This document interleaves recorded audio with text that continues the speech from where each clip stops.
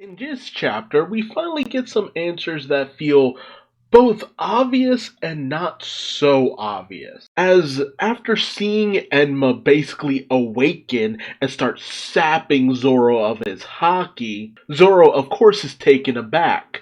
However, when King has a great opportunity to go in for the offensive, when Zoro strikes him, because King just lets his guard down for some reason, opens himself up to Zoro's attack, but when Zoro strikes him, King kind of explodes. It's a little weird. And then we cut over to the situation between Sanji and Queen, with Queen honestly just getting right back up after that massive Hell's Memories attack from Sanji, with Queen taunting Sanji that Zoro can't beat King because he's a Lunarian.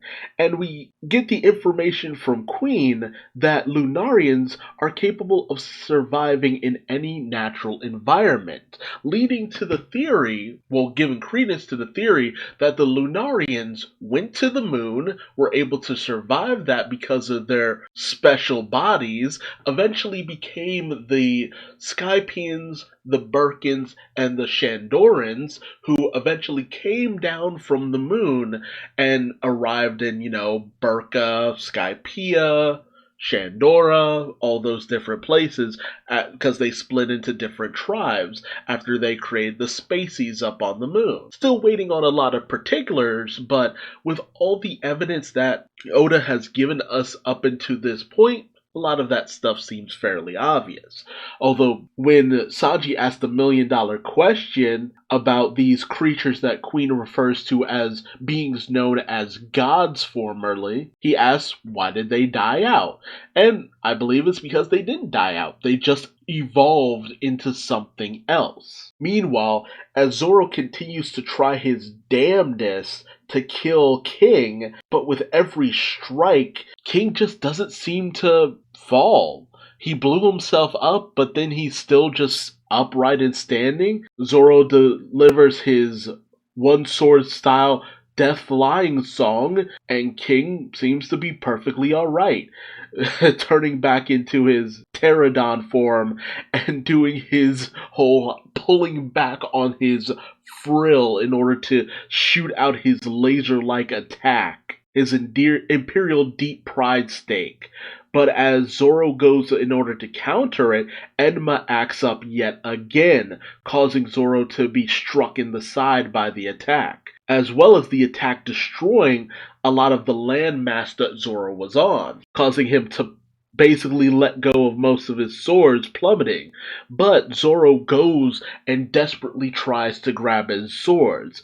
First, he grabs Kitetsu the Third and thinks back to when he talked about the sword with Hitetsu, that the sword was a creation of Hitetsu, and how he found it in that shop in Logtown, and how it was a cursed sword. Then Zoro goes in order to grab the Wado Ichimonji, and he remembers when he got it from Koshiro, not Kyoshiro, Koshiro, Kuina's dad, after Kuina's death. And Hitetsu explaining to him that the Wado Ichimonji and Enma were both crafted by Shimotsuki Kozaburo. And Zoro starts to kind of realize something that honestly most One Piece fans have realized at this point, but then again some of it comes from the fact that Oda has given us a lot of extra information and SBSs and data books and stuff like that. Because Zoro had questioned why a famous katana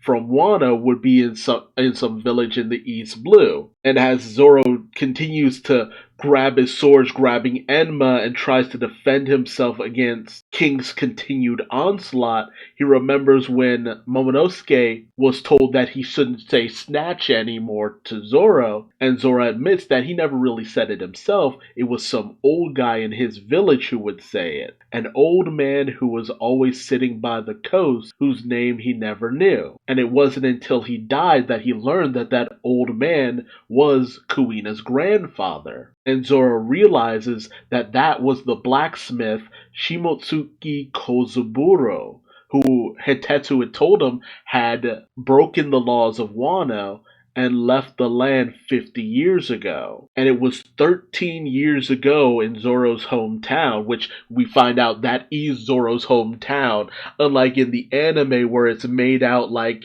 he had just kind of stumbled upon the village. No, Zoro's from that village. It's Shimotsuki Village. And this old man who Zoro had gotten to know was Shimotsuki Kozaburo, who had actually taught Zoro about the word snatch and about swords and stuff. Zoro had heard rumors when he was little that the old man was a samurai in the past, but apparently he was a criminal, and that if the Navy heard that he was a samurai, they would come after him. And when he noticed Zoro training to beat Kuina, he actually had given Zoro the swords that he had used in that one duel that they had had all that time ago. But Kozaburo was willing to just give them away because he thought they were crap. He had forged them, but he didn't think they were any good. And he taught Zoro that swords are like kitchen knives, but for murder. They are for killing people. And the whole purpose of a blacksmith is to hone a blade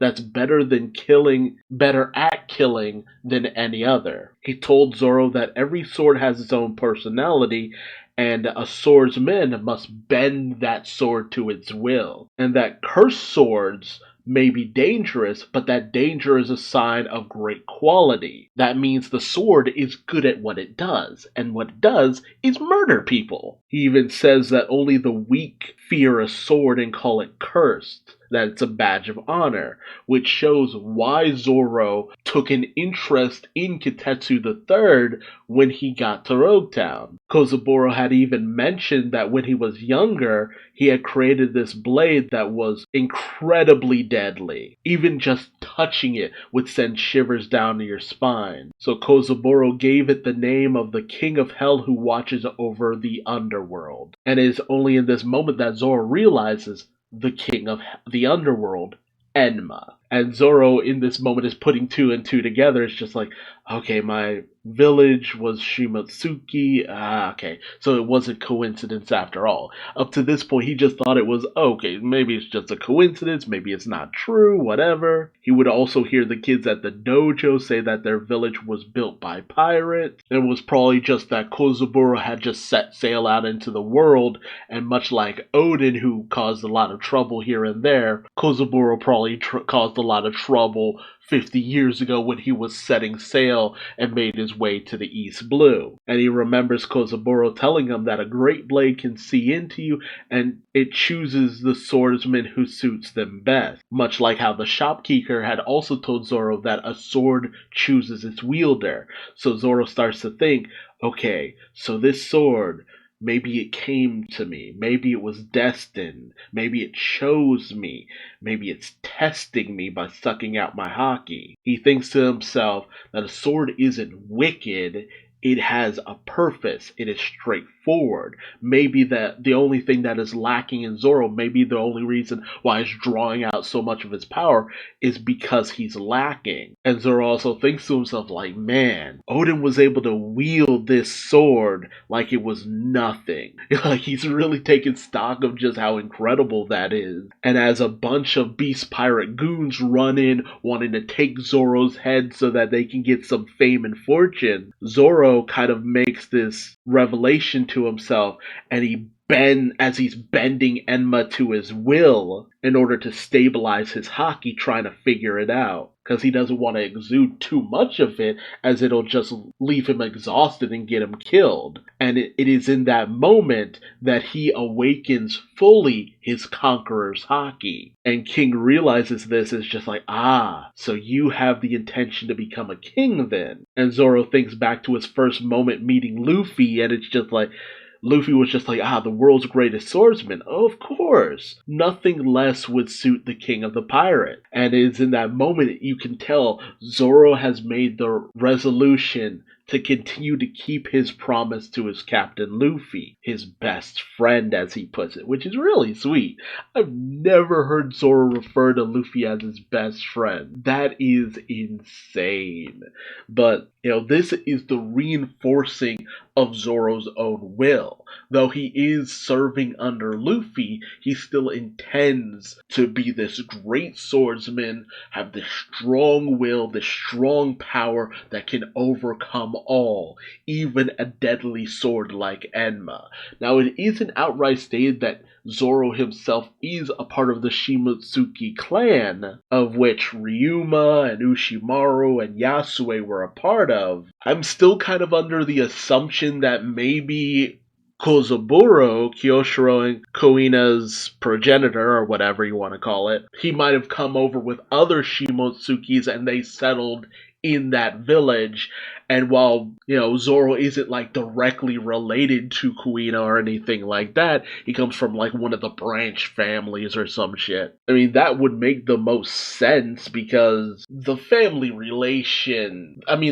resemblance to Ryuma is just too insanely strong. Although it would still be interesting if it's just a mere coincidence. But yeah, 50 years ago, Kozaburo left Wano, ended up in the East Blue, and saved this random village from bandits, and he settled down there and started a family. I don't think it really would change too much if Zoro is a Shimotsuki or not, because, that wouldn't really make it like, oh, of course he's powerful. It's just like, anyone from Wano could be powerful. It just kind of increases the odds of his lineage, but like any little boy from his village probably could have also taken up the mantle. But if he is directly related to Ryuma or Shimaru, it's just like, okay, there were a little bit better odds on him because of genealogy, which, it is what it is. But Zoro has gotten his mojo back, and I think he's managed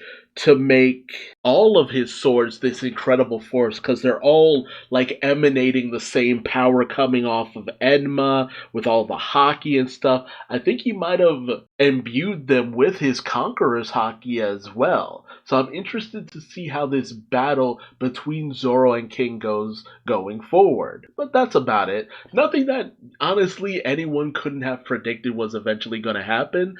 I'm still kind of a little bit more interested in what's King's deal more than anything else, and how he's managed to just survive up until now, and the whole lineage of his people. But it's an interesting stuff. I'm actually glad to have gotten this little bit more of Zoro's backstory, as it were. So tell me your thoughts in the comment section below. How do you feel about the whole lineage of Zoro's sword, and how temperamental Enma can be in just wanting to get the best out of Zoro? Is it what you were expecting, or did you want a little bit something more? Are you waiting to find out Zoro has some connection to Ryuma that he wasn't aware of? Or do you just prefer Zoro just being some kid who just got really, really good?